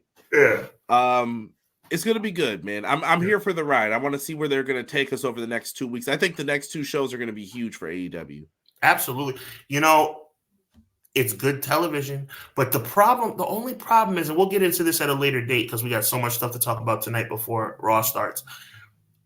AEW tore the house down last night, right? But it's like it has to start equating to their weekly television shows. Listen, here's what I'll say for AEW in overall viewership. I know. By the way, AEW review every Wednesday night right here on EPW with my guy Derek and Conrad. 10-10. Be there. AEW, it's what BJ said. It's the weekly television show that's the issue. It's not the pay-per-views always sell. Because, Sean, then you know you're going to get the best. Mm-hmm. It's the weekly television shows. I think you need to focus on developing your stories, and then when it's time to do the matches, Tony Khan, let them go all out. Let them just do what they're going to do. Will Ospreay will put that banger on for you when you need him to on pay-per-view. Give these guys different chances. Let them be able to shine. You put Hook on the show. Great. Brian Cage got to be on the show. Great. Let these guys shine when they can. Konosuke Takeshita's on the show. Beautiful. Darby's on the show. But on the week-to-week television, you need to show up and put some intriguing things. Like this week, let's focus on the world title storyline. Next week, let's focus on the women's division storyline. Mm-hmm. Maybe on Collision, we'll focus on the TBS title and have them close out the show. Maybe we'll focus on FTR and Claudio and John Moxley this week. You just got to switch it up from time to time on thing to thing. You know what I mean? I'm with you 1,000%, man. A better consistency in TV shows.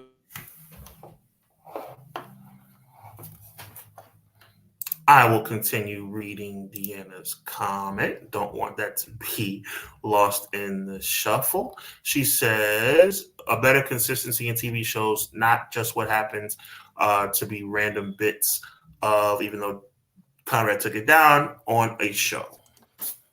Yeah. You just, I don't know. Like I said, I think people are harsher on AEW these days too than other shows. So it's fine. Like what you like, enjoy what you enjoy. That's all I'm going to say about it. Let's get to the main event. The match that I'm happy was the main event. On the pre-show, they had messed up a little bit, and they were like, oh, yeah, the main event's going to be the triple threat. And I was like, what? Well, it was the main event. I don't think she made a mistake. I think the world title was the main event, and this is a special attraction. This match right here did what it needed to do. Sean, I flip-flopped. Mm-hmm. At one point on Friday, I was like, nah, man, I want to change it to the Bucks. But I never said anything to you. I was like, nah, I can't. And then I was like, nah, they're going to do the right thing here. I didn't know what to think going into this match. Tag titles on the line, man. That video package for Sting, first of all. Fan-freaking-tastic. Amazing. He got to sit in the theater and watch his career, bro. Mm-hmm. His career right in front of him. I thought it was great. I mean, as did I. It was flawless. I loved it. I loved how they put it together, and then it's showtime for the last time. Yep. And he went out there, and he was Sting one more time for us that night. And I love it. Sting's sons got to come out. When that first son showed up on stage, that's the one who I want to see wrestle. The one who came out with the red, white, and blue. Yeah. I was like, he's got the body for wrestling, but Sting was probably like, don't do that. But ironically, his brother, who was dressed up as NWO Wolfpack Sting, did a much better Stinger splash. He had the bunnies like Sting. Yes. He had the athleticism, and the other one had the size. He had the Sting size back in the day. Yes. Dude, so amazing. They come out there after the Bucks beat them up. I was like, well, this might as well just be 4-on-2 for the whole time. Yeah. The Bucks came out dressed in some poorly made suits, I'll say. and they took a whipping in this one. I just had fun, man. The glass spot, they set up panes of glass, real glass, and I don't know what Darby Allin was doing, bro. Hurts my back to watch this. Darby Allin, he's the modern day Mick Foley, even a little more so. I love him for it. I just cringe because I don't want the guy to get hurt. Seriously, I mean, like catastrophically hurt, because he got hurt last night. Yeah. And AEW's got to be careful too. I did see some glass like fly into the crowd, and I see people on Twitter snitch tagging anybody they can to say, "Hey, did you see this from last night's show?" And I was like, "Take it easy, guys. Yeah, no need to start that stuff." But don't mess with people's money is one thing I always tell people. Like when you ever ask, like, "Why is that person so mad at me?" Were you messing with their money? Don't do that. There you go. Don't do that. It's a big mistake. What up, Blake? What up, Blake? I don't know about Punk costing Drew at Mania. I saw you put that in there. But going back to Sting, they had some crazy spots. Sting even went through some glass, though. Like, thank goodness Sting had on shirts and probably protection. Sting needs to retire. I love Sting. But the thing I love about Sting, I'm not going to name another name. You'll know who I'm talking about. Sting knows when it's time, because Sting is always going to want to do something crazy. He's going to be 55, 56 years old and jump. Well, not even him. I was going somewhere else. He's going to want to jump off the side of the thing with the scoreboard and dive on somebody. He's going to want to go through glass. So it's like, you know what? If I can't do it the way I always do it, I'm going to give it up. And I respect him so much. He's going out in an amazing way. And to your point, to bring the point back home to what you were talking about, Conrad, he did some crazy spots, especially for a man his age. And I'm so freaking proud of that guy. I can't even tell you, man. Like he just, what I saw him do last night and obviously Darby paying homage. And let's also give some love and respect to the Young Bucks, right? Because they did the right thing. It was an amazing, amazing night. I mean, that main event was absolutely outstanding. Did I think it was the right pick when I first heard it announced? No. But did I think it was going to be disappointing? No. Mm-hmm. I didn't think that with the Young Bucks. My distaste for the Young Bucks deals more with, you decided to do these characters now. Mm-hmm. You decided to do the right thing now. Right. And last night, I'll tell you this, Sean, this is just me personally battling this. Punk should have been in some of those video packages with Sting and Darby. He teamed with them. And I think it hurts me a lot, because why on earth did we how did we fumble? Like, that's all I can think about during portions of this. Even the Kingston and Danielson match, I'm like, how did we fumble CM Punk? Like, this is the same match and the same story. He gave you the blueprint for some of this stuff. Right. And I'm like, wow, it really hurts. And I saw he put a tribute up to Sting that morning too. So cool Punk to do that as well. Yes. It was well done. Sting went in, handled his business like you said, and he did great. They put him through the table. He no-sold it. That's 80s wrestling classic. Pounds on the chest. Mm-hmm. And when I didn't think anything else was going to happen, Scorpion Death drop into the coffin drop, into the Scorpion Deathlock. Amazing.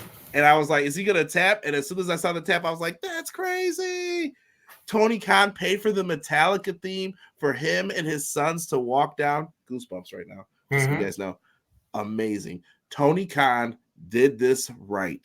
This is how he should have been treated in WWE when he came back for that WrestleMania 31 match. Tony Khan, salute to you. You have done tributes and things the right way. One thing you got to give Tony Khan is he understands the history of this business. He does. Chat, Sean, I'm going to go with what people thought. But, Sean, I want you to think about final score for this overall show for me. Oh, man. You ready? I'll give it to you when you're ready. But let's read some comments first.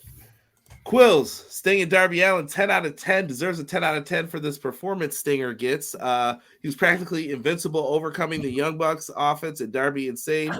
I was more worried when he was all alone for a second there. Sting's son, Buff, looking like British Bulldog, he said. Taker versus A little bit. Taker versus Sting cinematic match. Darby directing. Take my money. I think they missed the boat. Yeah, they had it at 27 and they didn't do it. Why was the Young Bucks looking like pieces on a checkerboard? King me. Blake Up's excited. They look like bishops. I get it. Blake Jessup says WWE 2K24 tonight. Let's go. Good for you. I will have it in my possession, Blake. It's already downloaded, but I got to be at work at 7:00 in the morning. I can't do it. I'm going to show y'all the screenshot when I see Sean on at like 12:15. I'm like, yeah, he didn't go to bed, John. It's just me, Oos. He could be like, man, they moved their hands and everything. You know what? Speaking of the video game and Sting and everything, I really hope that Sting gets to be in both video games moving forward. Like, let the legends get that money from both sides. Let them double dip the chip. Yes, sir. That music hit and I got chills. I would love to see Sting's kids be in WWE. I don't know if they want to wrestle. They did good, though. They did. Sting's last match, 10. Sting and Taker with the streak on the line was the biggest missed opportunity. WrestleMania 27 was right there. Good point, Vinny. If you could have only got the Man Called Sting intro music, I think that's owned by WWE. Drew McIntyre doing the best heel work. TK does tributes right. WWE didn't tweet about Sting and treat people like how they treat the Hart Foundation after the screw job. Yeah, that sucked. Sean, let's go to you, man. What did you think of the show, though? Overall grade. All Out last year, I gave it like a 5. All In. Me and you were like, that's rare that we hated that show. Like we were like, I won't say hated. I thought it was okay. Everyone's acting like it was the best thing since bread was invented. I'm like, take it easy. It was bad. All In, supposedly the greatest pay-per-view in AEW history. I gave it a 7.5. Revolution last night was a 9.5. That show was outstanding. And I'm going to go, and I'm not going to just leave it very open and blank like that. I'm going to be very specific about the reason why. I didn't like the 8-person scramble. But other than that, FTR versus BCC knocked it out the park. Eddie Kingston versus Bryan knocked it out the park. The women's match, very good. The AEW World Title match, outstanding. Sting's retirement match, outstanding. AEW was incredible last night. Incredible. 9.5. Bro, I'm rocking with you on that one. We were debating between A+ and A, like which one deserves it more. It's that pesky 8-man all-star match, so that you're like, I don't know if I give this to A+. Yeah, exactly. But definitely the A, man. And I feel like I want to give it the A+ just because of the Sting stuff. The Sting. Yeah, I mean, bumping it up. Well, I wouldn't be mad at you for that. So it's arguable. You know what? I'm gonna rock with Sean, and we're gonna go 9.5. It was an amazing pay-per-view. This might be the pay-per-view of the year. Yep. When we're going back at the end of the year looking at all this stuff. It was a lot of fun. I enjoyed it. I hope you guys enjoyed it. It was fun. And I'm just going to lead right into the next topic. We're just going to pay tribute to Sting for the rest of the time here. Yeah, as we should. Everybody knows that Conrad and I are in our 30s, which gives us a really unique perspective of WWE and WCW and all wrestling in general from our perspective, because we were there for the early days, the Federation era, the old NWA era toward its tail end, obviously through the new generation, Attitude, and so forth and so on. You know, one thing about professional wrestling is that you have to appreciate your heroes and appreciate the guys who really paved the way. And as much as I was a Hogan guy, clearly not a Hogan guy anymore, but as much as I was a Hogan guy as a youth, and as much as I have been and will always be a Heartbreak Kid Shawn Michaels fan, and I continue to say he's the greatest wrestler to ever live, there are certain guys that separate themselves for one reason and one reason only. It's because they were amazing, but also the biggest reason is because of loyalty. And there are no two more loyal wrestlers in the history of the business than The Undertaker and Sting. The Undertaker to World Wrestling Entertainment and Sting to World Championship Wrestling / the National Wrestling Alliance. From being a young, in his 20s kid going 45 minutes with Ric Flair in 1988, all the way through last night, one of my favorite moments is him joining NWO Wolfpack. One of my favorite moments, looking back at it on tape delay, of course, is him winning his first world title at the Great American Bash in 1990. One of my greatest moments I've ever seen in professional wrestling history is when he actually came out to save Dolph Ziggler at the Survivor Series in 2014. Was that run the greatest run of his career? No, it wasn't. But that feeling of seeing him show up in WWE television, the storyline, the match didn't live up to the hype, but the storyline between him and Hollywood Hogan in 1997, Sting, and I've seen people talk about it in the chat, and I'm going to answer the question. Is Sting one of the greatest of all time? That's a no-brainer. If you're somewhere in the top 10, you're one of the greatest to ever live in this industry.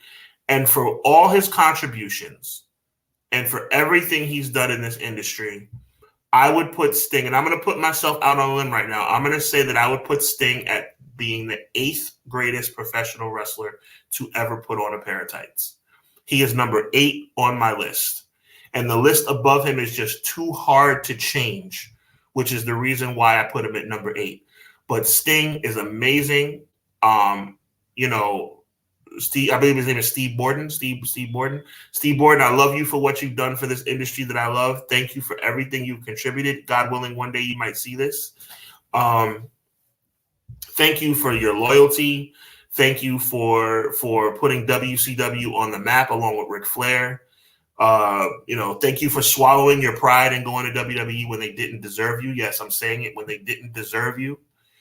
And thank you for what you did in TNA. Thank you for giving us an alternative in the 2004, 5, 6, 7, 8, 9, 10, 11 range because of WWE having a stranglehold on professional wrestling and TNA being pretty much the only alternative in the United States. So thank you for coming back from a catastrophic neck and back injury. When you faced Seth Rollins for the WWE title and people thought you might never wrestle again. And then you appear in AEW and you not only wrestle, but you wrestle well and you jump off of scoreboards and jump off of ladders and land through tables and win tag team titles and put Darby Allin on the map.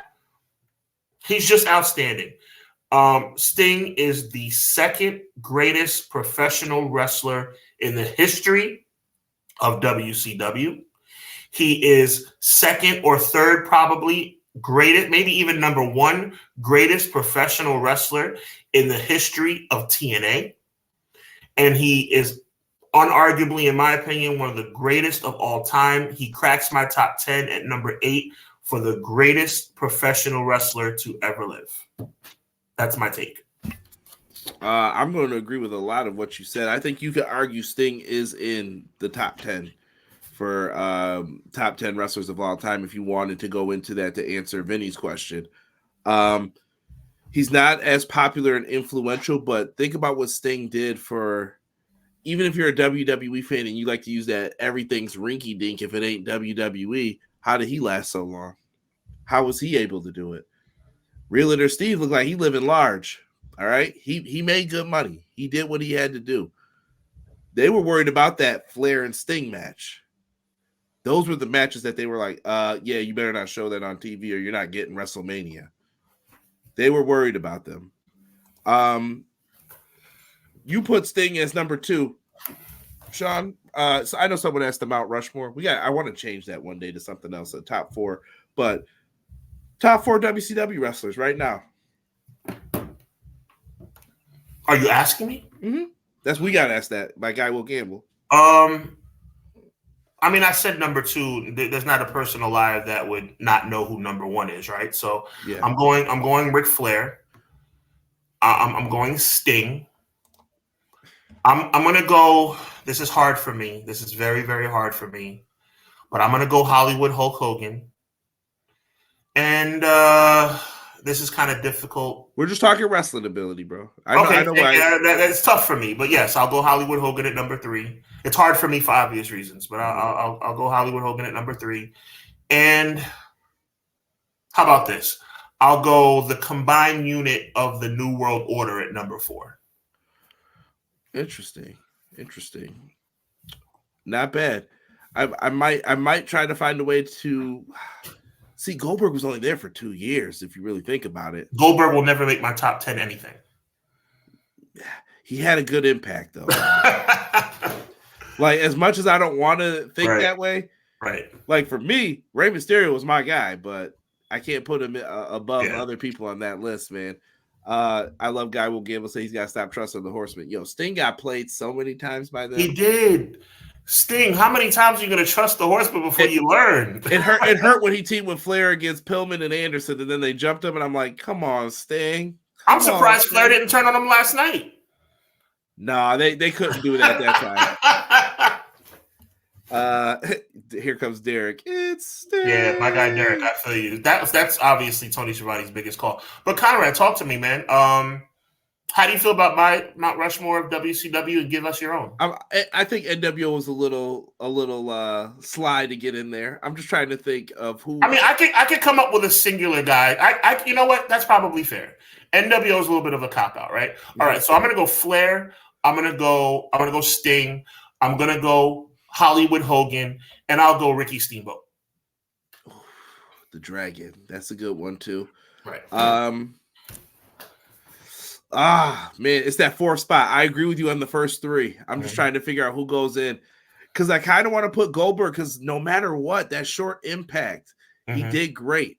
Part of me even wants to bring up Lex Luger a little bit. Luger was always true. WCW to the fullest. True. Honorary mention of Booker T, by the way. Booker T, yeah, absolutely. Yeah. I even thought Scott Steiner for a second. You could argue him, I think, too. I'm going to go Goldberg. I'll say Goldberg just out of respect for what he did in that short amount of time. Okay.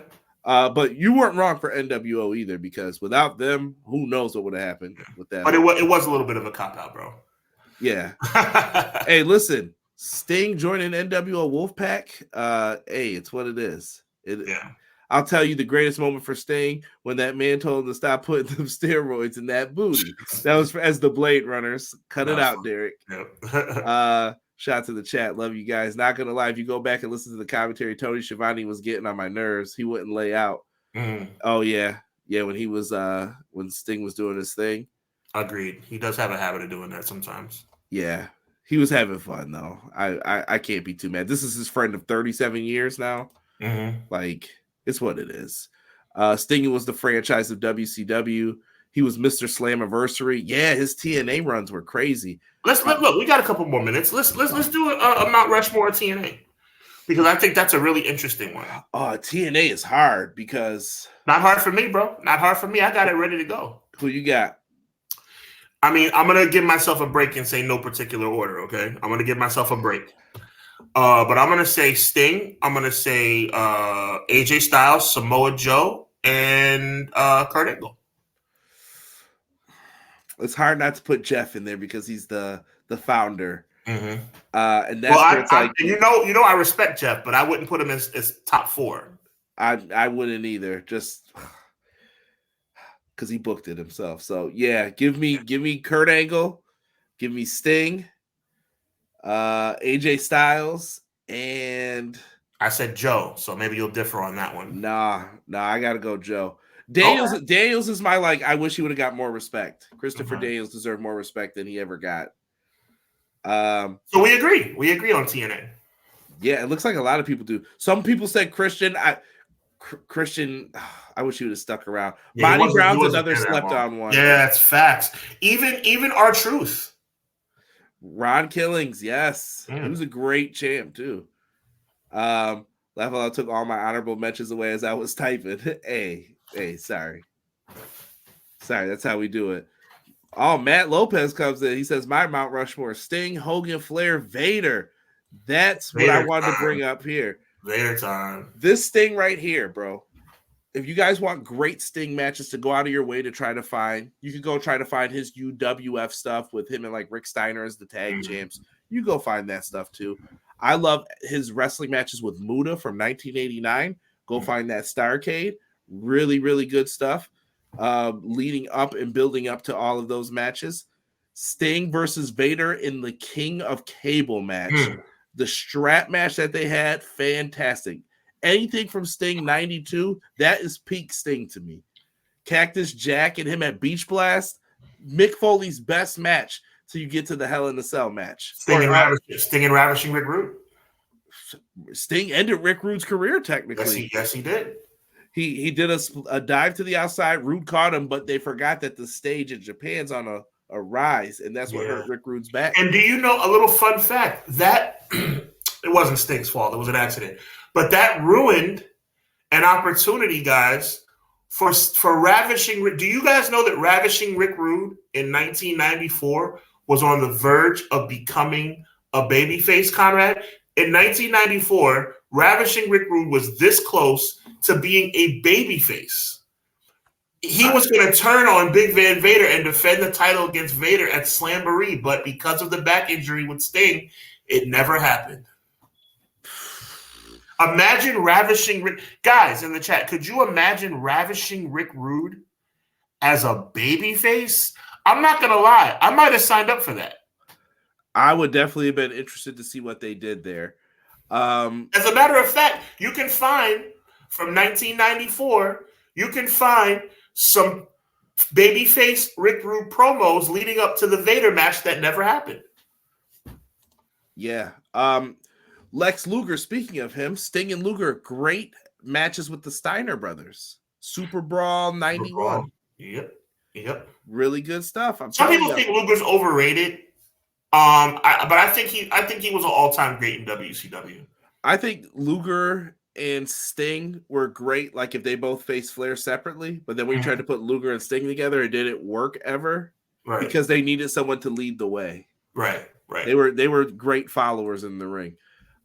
E says Pee-wee. Yes, he was in there. We got robbed of babyface Rude. Rick Rude is a babyface. I'd be intrigued.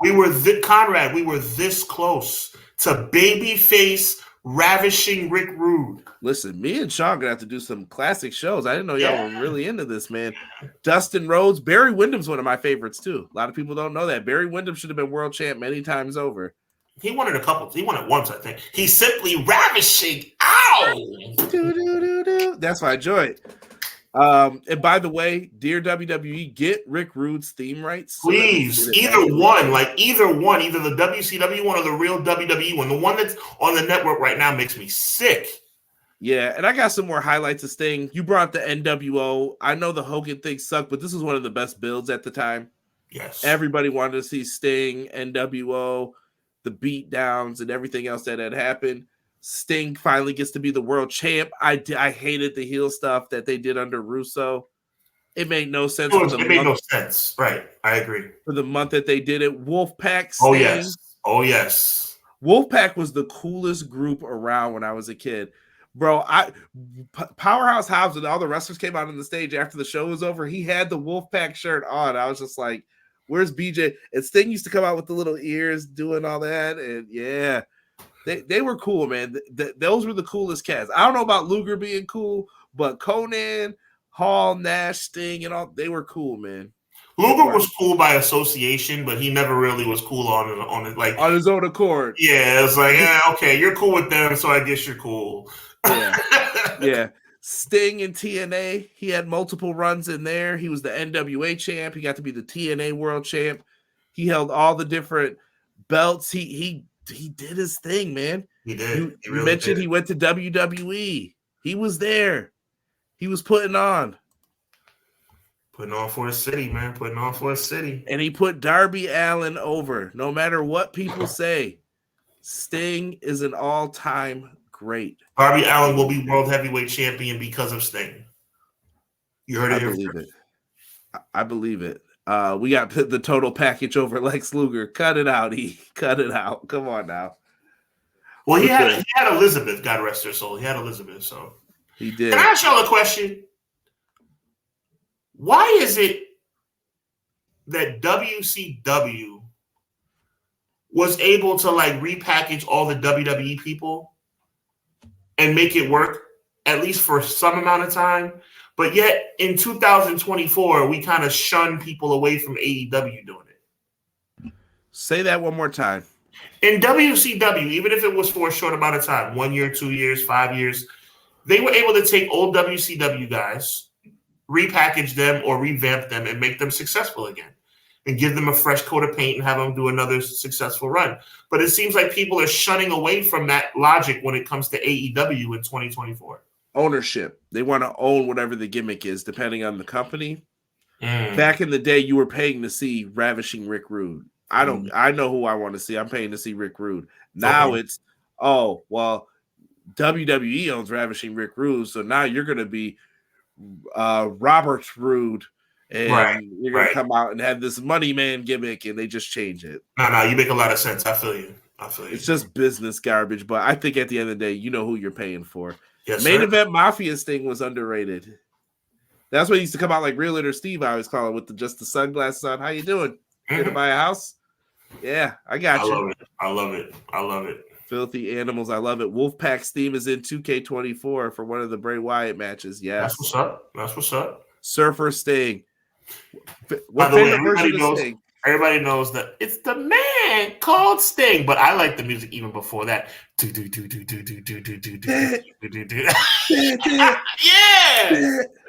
That's how you know I'm old. Yeah, both of us, bro. Hey, listen. Steve Borden, it's been a heck of a career.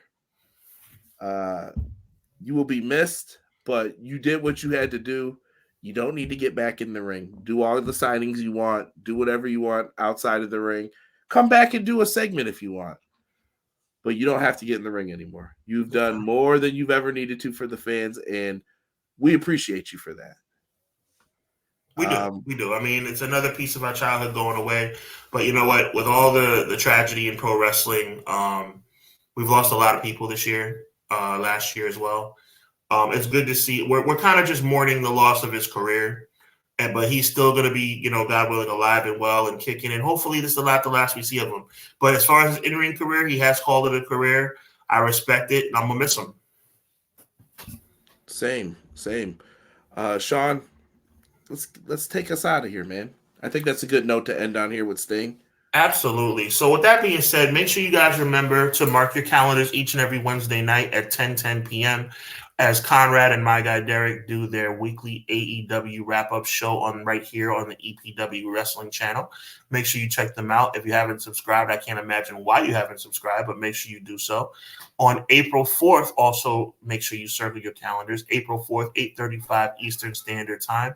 Myself, Conrad, Crystal, and others are going to be live on the Hubbard Wrestling Weekly channel for an amazing, I think, WrestleMania preview show, along with added twist, WrestleMania trivia.